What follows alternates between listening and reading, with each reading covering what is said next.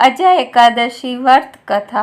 अर्जुन ने कहा, हे केशव, मैंने श्रावण शुक्ल एकादशी अर्थात पुत्रदा एकादशी का सविस्तार वर्णन सुना। अब आप कृपा करके मुझे भाद्रपद माह के कृष्ण पक्ष की एकादशी के विषय में भी बतलाए। इस एकादशी का क्या नाम है तथा इसके व्रत का क्या विधान, इसका व्रत करने से किस फल की प्राप्ति होती है। श्री कृष्ण ने कहा, हे कुंती पुत्र, भाद्रपद माह के कृष्ण पक्ष की एकादशी को अजय एकादशी कहते हैं। इसका व्रत करने से सभी पाप नष्ट हो जाते हैं। इस लोक और परलोक में मदद करने वाली इस एकादशी के व्रत के समान दूसरा कोई व्रत नहीं है। अब ध्यान पूर्वक इस एकादशी का महात्म्य श्रवण करो। पौराणिक काल में भगवान श्री राम के वंश में अयोध्या नगरी में एक चक्रवर्ती राजा हरिश्चंद्र नाम के राजा राज्य करते थे। राजा अपनी सत्यनिष्ठा और ईमानदारी के लिए प्रसिद्ध थे। एक बार देवताओं ने इनकी परीक्षा लेने की योजना बनाई। राजा ने स्वप्न में देखा कि ऋषि विश्वामित्र को उन्होंने अपना राजपाट दान कर दिया। सुबह विश्वामित्र वास्तव में उनके द्वार पर आकर कहने लगे, तुमने स्वप्न में मुझे अपना राज्य दान कर दिया। राजा ने सत्यनिष्ठ व्रत का पालन करते हुए संपूर्ण राज्य विश्वामित्र को सौंप दिया। दान के लिए दक्षिणा चुकाने हेतु राजा हरिश्चंद्र को पूर्व जन्म के कर्म फल के कारण पत्नी, बेटा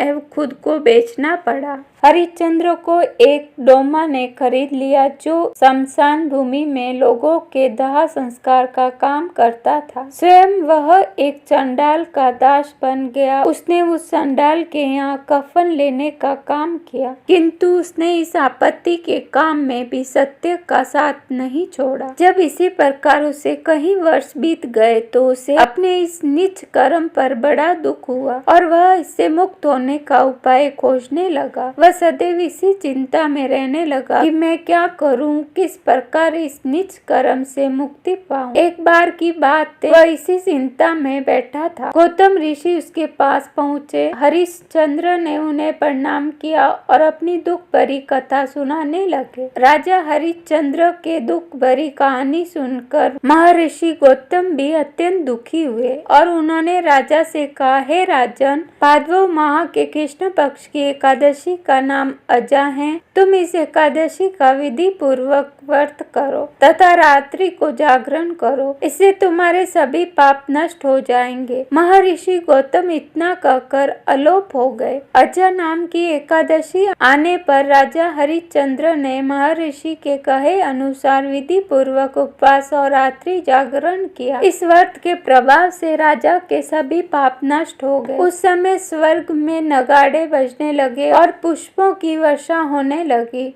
उन्होंने अपने सामने ब्रह्मा, विष्णु, महेश तथा देवेंद्र आदि देवताओं को खड़ा पाया। उन्होंने अपने मृतक पुत्र को जीवित तथा अपनी पत्नी को राजश्री वस्त्र तथा आभूषणों से परिपूर्ण देखा। व्रत के प्रभाव से राजा को पुनः अपने राज्य की प्राप्ति हुई। वास्तव में एक ऋषि ने राजा की परीक्षा लेने के लिए यह सब कौतुक किया था, परंतु अजय एकादशी के व्रत के प्रभाव से ऋषि द्वारा रची गई सारी माया समाप्त हो गई और अंत समय में हरिश्चंद्र अपने परिवार सहित स्वर्ग लोक को गया। हे राजन, यह सब अजय एकादशी के व्रत का प्रभाव था।